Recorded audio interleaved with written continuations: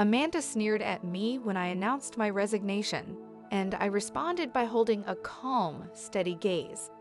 Our conversation had centered around the company's decision to cut labor costs, with particular disdain aimed at those accused of exploiting overtime pay.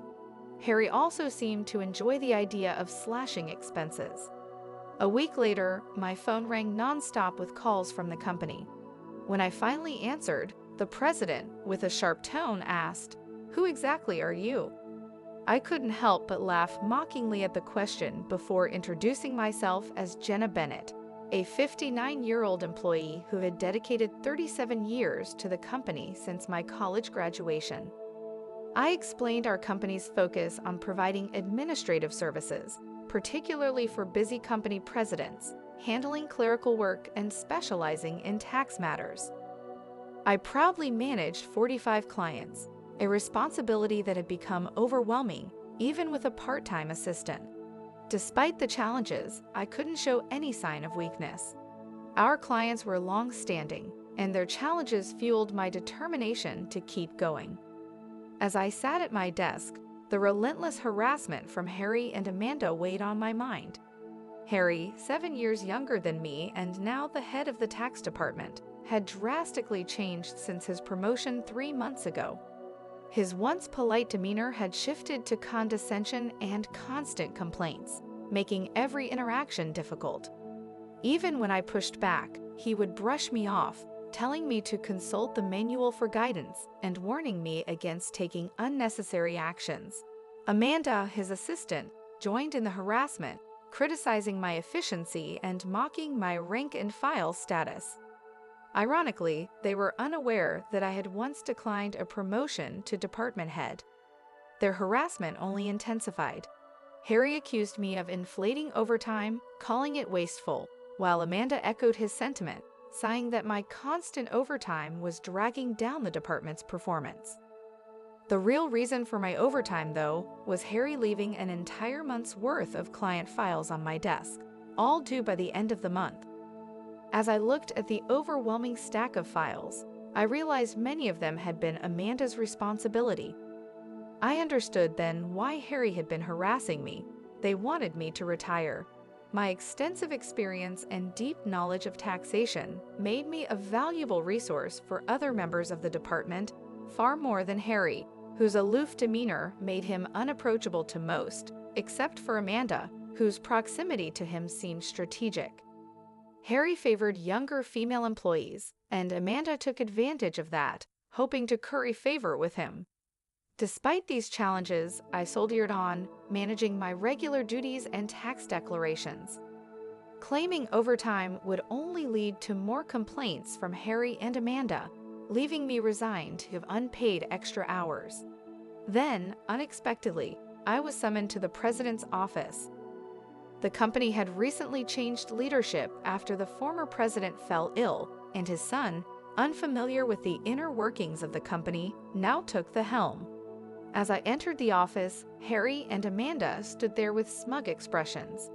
In a tense atmosphere, the president delivered a shocking statement. "Jenna, you'll need to resign by the end of this month." My head spun as I asked for clarification. Harry and Amanda had accused me of inflating my overtime, pointing out that while others had around 15 hours, I had exceeded 80 hours. The president, unaware of the true circumstances, seemed impressed with Harry and Amanda's zero overtime. The truth hit me hard. The excessive overtime was the result of me doing Harry and Amanda's work. But revealing Harry's orders would make it seem like I couldn't manage my time effectively. I calmly presented the facts, explaining that I wasn't overbilling for overtime, but struggling to manage an overwhelming workload. The president sighed deeply, expressing doubt, but without concrete evidence, he was unwilling to investigate further. He insisted that they couldn't retain someone working at such a slow pace. Resigned to the situation, the president suggested my resignation, and it seemed his mind was made up. Told to leave the company I had devoted 37 years to, I felt a weariness settle in. Despite my dedication, the additional workload from Harry and Amanda went unappreciated. I agreed to resign at the end of the month, acknowledging that I had already communicated my decision to the president. As I glanced at Harry and Amanda, their vulgar smiles reflected satisfaction. Leaving the president's office, Amanda taunted me with a sarcastic, "Thanks for quitting," her sneer cutting through. I responded with a silent stare, facing similar disdain from Harry, who approved of cutting labor costs and labeled me as someone exploiting overtime pay. Observing their cheerful conversation, I pondered the handover process, creating documents for all my clients. I ensured proper farewells and scheduled appointments with those I could meet personally. Unable to schedule a meeting with the president, I resorted to writing letters to inform them of my successor. A week after my resignation, while enjoying a moment of relaxation at home, my mobile phone rang. Seeing the company's call, I hesitated, having already completed my social insurance procedures. However, persistent calls from both the company and Harry and Amanda's personal mobiles led me to answer reluctantly. As I picked up, the president urgently spoke, asking, "Who exactly are you?" I couldn't help but mockingly reply, "Just an unemployed lady who resigned from the company, nothing else." In response, the president explained, with urgency, the chaos that had unfolded since my departure. 49 calls to stop transactions with the company. He pleaded for my immediate return, revealing a sense of panic in his tone. Reluctantly, I rose from my seat and made my way back to the company. Upon my arrival, I found Harry and Amanda waiting, their faces pale and dark circles underlining their weary eyes. Surprised by their drastic change in appearance, I inquired about what was happening. Harry glared at me and revealed, "Since you left, we've been bombarded with calls to stop transactions, not just from your clients, but also from prospective companies we were planning to introduce." "What did you do?" Amanda echoed the suspicion, expressing disillusionment at the thought of me resorting to underhanded tactics. Their haggard appearance suggested the toll handling cancellations had taken on them. While I hadn't manipulated the clients, I had a hunch about the reason behind the transaction halts. Considering the inevitability of cancellations, I mumbled my thoughts aloud. Harry, however, accused me outright, insisting I had orchestrated something. He demanded I go to the president's office immediately, forcefully escorting me there. Upon entering the president's office with Harry and Amanda, the president greeted me with a direct look in his eyes. Harry declared, "President, I brought her," with an air of authority, while Amanda hurriedly followed suit.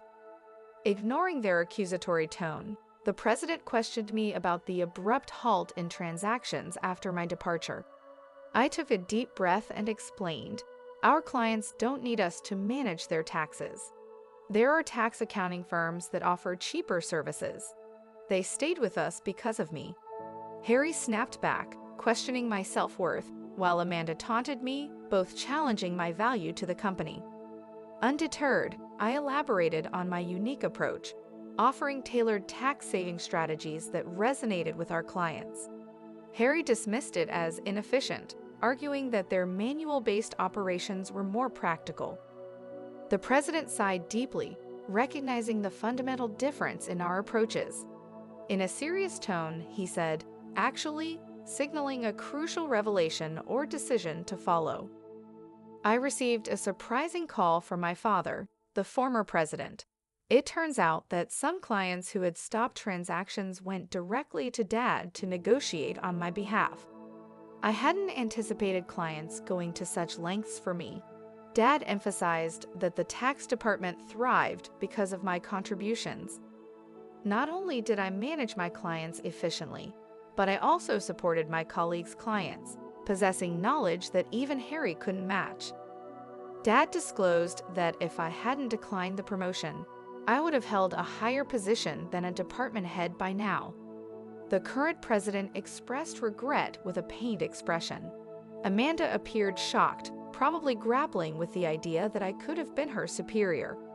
The president apologized for making me resign initially and asked if I would consider revoking my resignation. According to Dad, I was indispensable to the company. While I appreciated the change in the president's perspective, I hesitated to accept. Harry interrupted our conversation, visibly upset, and protested the president's decision, questioning why I was chosen over him. Amanda echoed his sentiments, praising Harry's leadership and expressing disbelief at the preference for me. The president then sternly addressed them, revealing that since my resignation, numerous complaints had been received from the tax department, suggesting they had been shifting their workload onto others.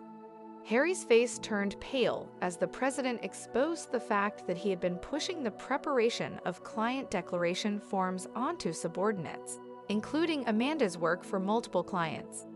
The president pointed out the irony, considering Harry had accused me of being a salary thief. Observing Harry and Amanda's pale expressions, the president continued by revealing an alleged leak about their romantic involvement. Harry struggled to defend himself, claiming he was merely mentoring Amanda as her superior. However, the president produced receipts from the accounting department, indicating dining expenses filed by Harry. Confronted with the evidence, Harry, sweating profusely, was unable to provide a convincing explanation.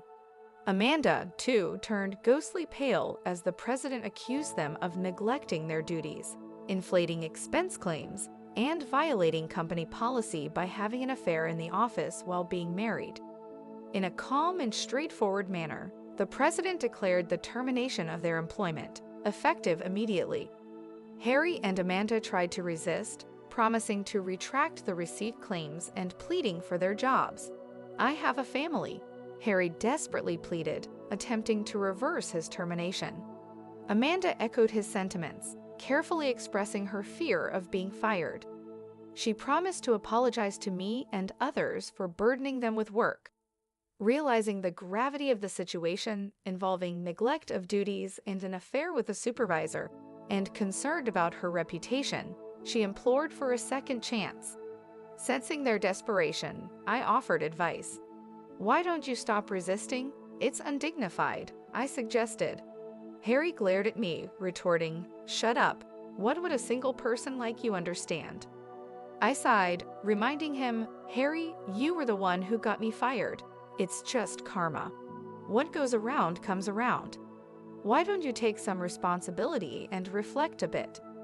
Frustrated, Harry looked away while Amanda bit her lip in distress.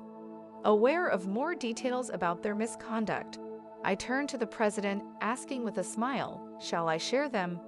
Harry and Amanda frantically tried to stop me, fearing further exposure. I issued an ultimatum, warning them that their wrongdoings would eventually come to light, urging them to face reality before it worsened. At my word, both Harry and Amanda collapsed to their knees, and the president decided to fire them on the spot.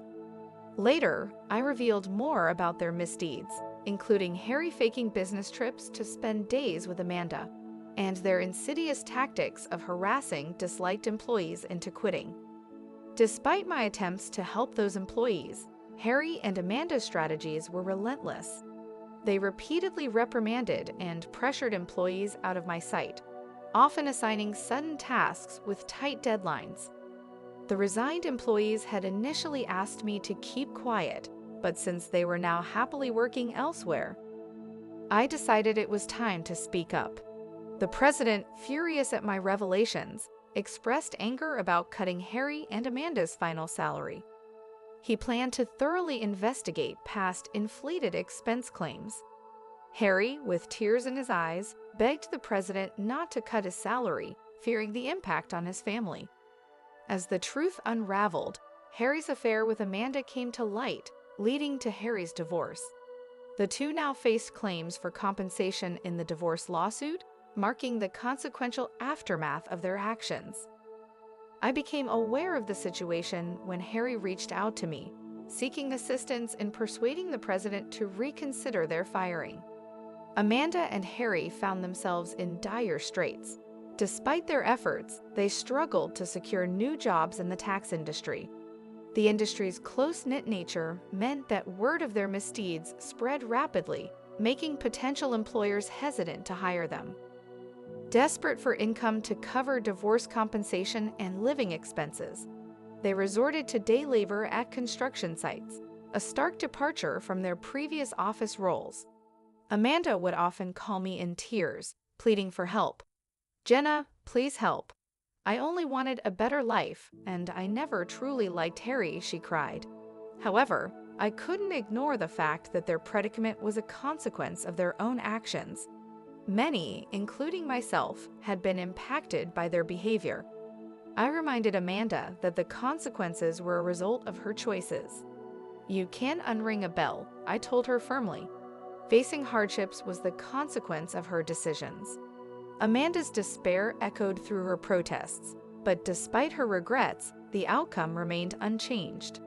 As for me, I chose to distance myself from the chaos of the corporate world. Despite the president's pleas for my return, I declined. Once told to resign, I had no desire to go back. Instead, I found solace in assisting at a friend's tax office, supplementing my income and enjoying a more relaxed lifestyle. In the future, I entertained the idea of starting my own office, where I could serve my clients without the constraints of corporate bureaucracy. In my own space, I could fully dedicate myself to my clients' needs. As a tax accountant, I aspired to be on equal footing with my clients, providing service without superiority. This marked the beginning of a new chapter in my life, one filled with excitement and opportunities to pursue what truly mattered to me. My second life had just begun, and I eagerly anticipated the journey ahead.